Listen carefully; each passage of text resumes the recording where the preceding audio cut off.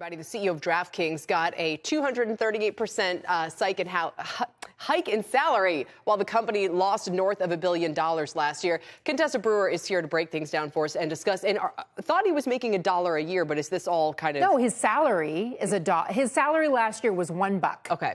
His stock-based compensation was more than $44 million. Wow. And then he's got all of this other compensation to, the rest of it gets made up in this other compensation that included more than $130,000 for travel and tickets and events for him and his family to go to the Super Bowl. And that has created all of this griping online. I mean, even, for instance, when you look at his compensation versus his median employee pay, $111,000, the ratio is 427 to 1. In the previous year, that ratio was 137 to 1. So while the company still is losing money, the ratio is increasing. And what the investors are pointing out is like, hey, number one, you guys haven't turned a profit yet. Number two, look at the stock price here. Yeah, look at the stock price. That's what I was. It's up 54% year to date. It's had a big rebound. But boy, was it under pressure since 2021. It had hit a high point of 74, was about its high that it hit, and has just been under pressure. Why? Because investors wanted this company to prove a path to profitability. And the company says it will be profitable in the fourth quarter of this year.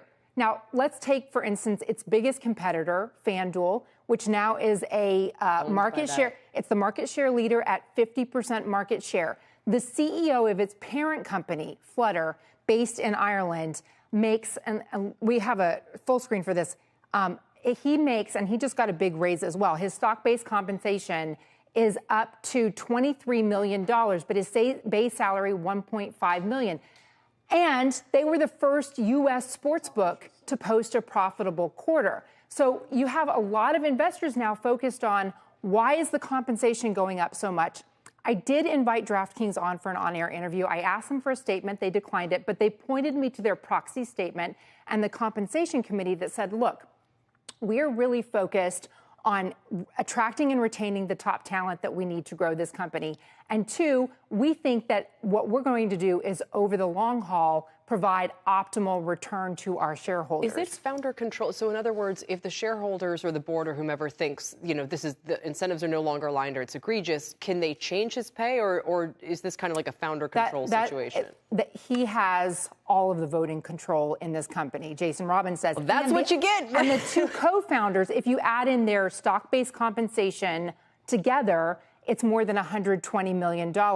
So the three founders of this. In the last year? For 2023. That's what this award, this is what, according to their proxy statement that is 2022, has just been filed in 2023, showing last year this is what their compensation was.